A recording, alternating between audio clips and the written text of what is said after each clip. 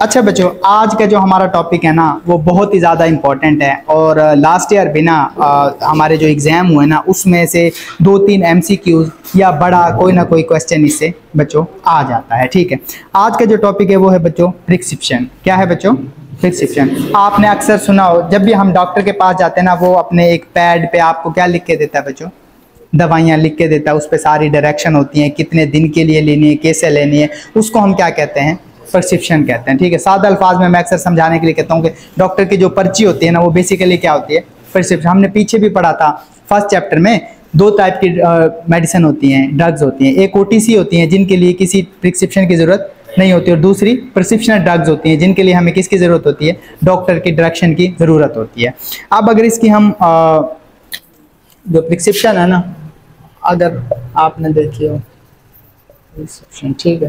अच्छा बच्चों, ये ऐसे ना एक फॉर एग्जांपल पेज बना होता है, आपने देखा होगा डॉक्टर का। ठीक है, मोस्टली जो हमारे मतलब आप गवर्नमेंट हॉस्पिटल में भी जाओ या प्राइवेट डॉक्टरों के पास भी जाओ ना, तो आपने देखा होगा कि यहाँ उस हॉस्पिटल का क्या होता है बच्चों?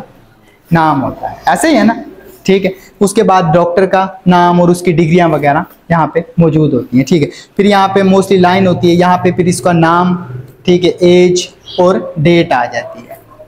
ठीक है, जेंडर वगैरह भी, ये चीजें भी आप क्या कर सकते हो? उस पर फिक्स कर सकते हो। उसके बाद बच्चों ये आपकी प्रिस्क्रिप्शन की एक सैंपल कॉपी हो गई। ठीक है, अब इसकी डेफिनेशन क्या करेंगे? बेसिकली प्रिस्क्रिप्शन एक ऑर्डर होता है किसी भी मेडिकल जो रजिस्टर मेडिकल प्रिस्क्रिप्शन है ना उसकी, यानी कि वो डेंटिस्ट भी हो सकता है, MBBS डॉक्टर भी हो सकता है, होम्योपैथिक भी, जो मतलब रजिस्टर्ड प्रैक्टिस जिनको अलाउ होती है, वो डायरेक्शन होती है किसको? फार्मासिस्ट को या फार्मेसी टेक्नीशियन के स्टूडेंट को कि आपने ये वाली दवाइयाँ इसको देनी है। ठीक है, प्रिस्क्रिप्शन को हम कैसे डिफाइन करेंगे बच्चों? ये किसी भी डॉक्टर, डेंटिस्ट या कोई मेडिकल जो प्रैक्टिशनर है उसकी तरफ से क्या होते हैं बच्चों? ऑर्डर होते हैं कि आपने ये वाली चीजें इस पेशेंट को दे देनी है, तो इसको हम क्या कहते हैं बच्चों? प्रिस्क्रिप्शन कहते हैं। ठीक है, अब मोस्टली क्या होता है कि आपके पास पर्ची आती है, जिस तरह कल हमने पढ़ा था, तो आप उसमें से देखते हो चीज़ें जो ऑलरेडी बनी हुई हैं वो दे देते हो, या उनको फिर आप कंपाउंडिंग करने लग जाते हो, डिस्पेंस करके पेशेंट को क्या कर रहे हो? दे रहे होते हो। अब बच्चों हमने देखने कि ये प्रिस्क्रिप्शन है आपके पास, इसके पार्ट कौन कौन से होते हैं? ठीक है, बेसिकली उसने तकरीबन यहाँ 5-6 पार्ट उसके दिए हुए हैं। ठीक है, सबसे पहले तो बच्चों हर प्रिस्क्रिप्शन पे ना नेम होता है पेशेंट का, उसकी एज होती है, सेक्स होता है, एड्रेस होता है पेशेंट का। ठीक है, और भी कुछ चीज़ें भी मतलब ये तो होती है ना जर्नलाइज। ठीक है, लेकिन जब हम स्पेसिफाई कर रहे होते हैं किसी आप कार्डियोलॉजिस्ट के पास जा रहे हो या फिर फॉर एग्जांपल के तौर पे किसी आर्थोपेडिक के पास जा रहे हो तो उनकी कुछ चीज़ें स्पेसिफाई हो रही होती हैं। ठीक है, जिस तरह अगर आप डायबिटिक क्लिनिक जा रहे हो ना तो वो आपका वेट भी इसमें क्या करेंगे? शामिल करेंगे। ठीक है, और अक्सर डॉक्टर हाइट भी क्या कर रहे होते हैं? शामिल कर रहे होते हैं। ये कुछ वो स्पेसिफाई होते हैं, लेकिन जनरल ये चीजें क्या होती हैं बच्चों? यहाँ पे ऐड होती है। ठीक है, फिर बच्चों डेट ऑफ प्रिस्क्रिप्शन, ये बड़ी इंपॉर्टेंट है। देखो हर दवाई ना मखसूस टाइम के लिए हमने लेनी होती है। हम एंटीबायोटिक की बात करें तो वो उसका कोर्स होता है 3 दिन, 5 दिन, 7 दिन, 14 दिन, 21 दिन, यानी एक स्पेसिफाइड टाइम ऑफ पीरियड के लिए होता है। हमारे यहाँ लोग आपने देखा होगा क्या करते हैं कि एक ही पर्ची को ले लेते हैं। ठीक है, अब वो डॉक्टर के पास विजिट नहीं करेंगे, जब दोबारा मसला होगा वही वाली दवाइयां लेके खाना शुरू कर देंगे। ठीक है, अक्सर ये मैंने देखा है कि अक्सर लोग ना एंटीबायोटिक को काफी अरसे तक खाते रहते हैं। ठीक है, उनको बताने वो यानी कि डॉक्टर के पास जाएंगे तो वो मना करेगा ना, वो कहेगा यार ये वाली मना, बाकी चीजें आप दोबारा ले सकते हो। तो इसलिए डेट का होना बहुत ज्यादा जरूरी है। ठीक है, या एक बंदा एक यानी कि पर्ची ली, उसने दवाइयां ले ली, उसके बाद साल बाद वो आपके पास आ गया वही दवाइयां लेने, तो जाहिर सी बात है साल में तो बहुत सारी चीजें क्या हो जाती हैं? चेंज हो जाती हैं, बंदे को कोई और बीमारी डायग्नोज हो जाती है, तो वो वाली हम उसको फिर नहीं दे सकते। उसके ऊपर रिन्यूअल डेट का होना बहुत ज्यादा जरूरी है। ठीक है, फिर आ जाता है बच्चों सुपरस्क्रिप्शन। ये क्या होता है? आपने अक्सर देखा होगा कि पर्ची पे ना डॉक्टर लिखते हैं या वैसे भी ये वाला साइन बना हुआ होता है, देखा है ना ये वाला साइन, इसे कहते हैं रेसिपी, RX। क्या कहते हैं? रेसिपी। जिस तरह रेसिपी का मतलब होता है कि आपने फॉर एग्जांपल के तौर पे चाय बनानी है तो उसके लिए क्या क्या चाहिए, हमें पता ना क्या क्या चाहिए। ठीक है, तो ये सुपरस्क्रिप्शन जो सिंबल होता है ना RX, ये बेसिकली बता रहा होता है, ये बिगनिंग होती है आपकी प्रिस्क्रिप्शन की। ठीक है, और इसमें बेसिकली इंस्ट्रक्शन होती है फार्मासिस्ट के लिए, इसको हम रेसिपी भी कह रहे होते हैं। ये लैटिन जबान का वर्ड है जिसका मतलब है कि यू टेक, आप ये चीजें ले सकते हो। ठीक है, फिर आ जाती है बच्चों इंस्क्रिप्शन। क्या आ जाती है बच्चों? ये मेन पार्ट होता है किसका? हमारी प्रिस्क्रिप्शन का, ठीक है।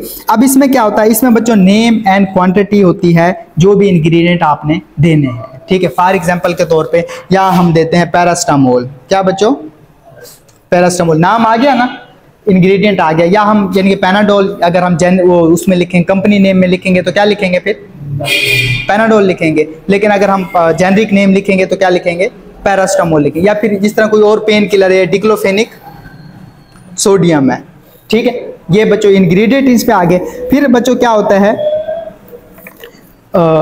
Official preparation. अब देखो ना, अब जो पैरास्टामोल है ना बच्चों, वो आपको सिरप में भी मिल जाती है, इंजेक्शन में भी मिल जाती है और टैबलेट में भी मिल जाती है। तो हम ये जो डॉक्टर है वो स्पेसिफाई करेगा किसको, फार्मासिस्ट को, कि आपने इसको किस फॉर्म में देना है बच्चों, टैबलेट फॉर्म में देना है। अगर बच्चा है तो सिरप फॉर्म में देना है, ठीक है ना, ठीक है। इंग्रेडिएंट और उसकी कौन सी डोजेस फॉर्म, ये आपने उसके ऊपर वो जो डॉक्टर है वो क्या करेगा, स्पेसिफाई करेगा, ठीक है।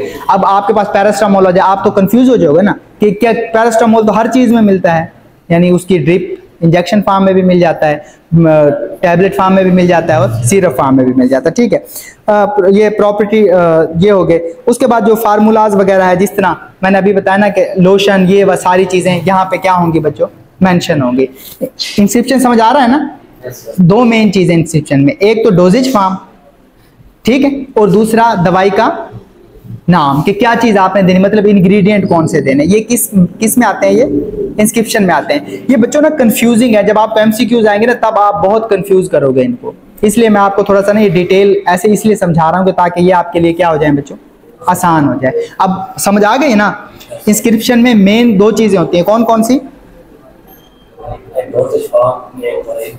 इंग्रेडिएंट, शाबाश, ठीक है। मतलब आपने टैबलेट देनी है, क्या देना है क्या नहीं देना है, ये सारी चीजें इसमें शामिल होती हैं, ठीक है बच्चों। फिर आ जाता है सब्सक्रिप्शन आ जाता है, क्या आ जाता है बच्चों, सब्सक्रिप्शन आ जाता है, ठीक है। अब सब्सक्रिप्शन में ये बेसिकली बच्चों डायरेक्शन होती है फार्मासिस्ट की toward the dosage form to prepare the number of the dose, ठीक है। मतलब ये क्या है, किसको है, जो प्रिस्क्राइबर है वो डायरेक्शन दे रहा है किसको, फार्मासिस्ट को। मतलब डॉक्टर डायरेक्शन दे रहा है किसको बच्चों, फार्मासिस्ट को, कि आपने ये डोज कितने नंबर यानी कि डोज ऑफ डिस्पेंस करने हैं। फॉर एग्जांपल जो यानी कि पैरास्टामोल है वो आपने सुबह, दोपहर और शाम लेनी है, ठीक, मतलब टैबलेट फॉर्म में लेनी है और सुबह, दोपहर, शाम लेनी है, और फॉर एग्जांपल के तौर पे 3 दिन के लिए लेनी है।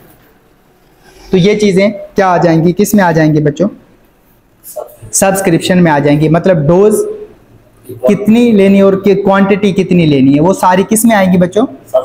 अगर आपको एमसीक्यूज आए कि एक बंदा है उसको आपने फॉर एग्जांपल के तौर पे पैनाडोल देनी है, ठीक है, और आपने 3 टाइम यानी कि सुबह, दोपहर, शाम, ठीक है, टीआईडी भी हम इसको कह रहे होते हैं, और 5 दिन के लिए देनी है, तो ये सब्सक्रिप्शन का कौन सा पार्ट है, सॉरी प्रिस्क्रिप्शन का कौन सा पार्ट है, तो आप क्या कहोगे, क्या है बच्चों, ये याद रहेगा ना, ठीक है। फिर हम चलते हैं बच्चों सिग्नेचरा, क्या है बच्चों, ये बेसिकली डायरेक्शन होती है पेशेंट को, ठीक है, यानी कि जो आपने पेशेंट को यानी कि डायरेक्शन देनी है, ठीक है। सिग्नेचर इसमें बच्चों सब चीजें आ जाती हैं, यानी कि एडमिनिस्ट्रेशन कैसे करनी है आपने, क्वांटिटी ऑफ मेडिसिन कितनी, नंबर ऑफ डोज यूनिट कितने हैं, और कितने टाइम दिन में लेनी है और कितने वक्त तक लेनी है, ये सारा किस में आ जाता है बच्चों, सिग्नेचर में।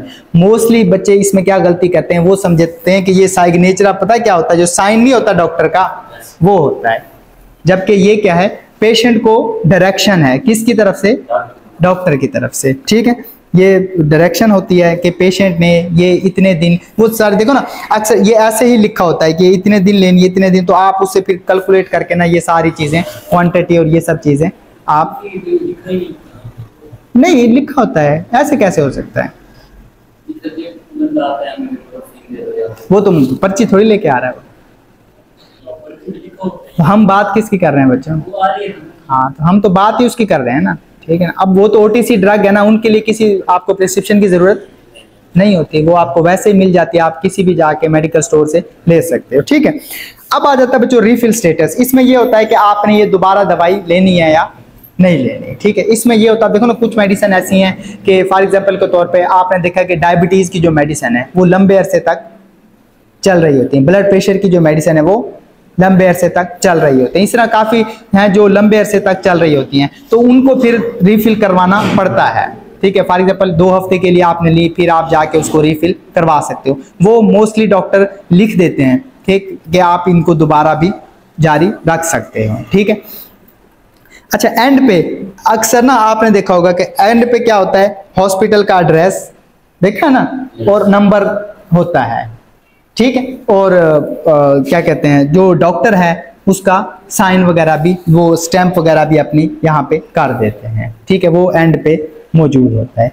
मेरे ख्याल में आपको ये प्रिस्क्रिप्शन के पार्ट समझ आ गए होंगे, इधर तक कोई मसला मसाइल तो नहीं है, ठीक है।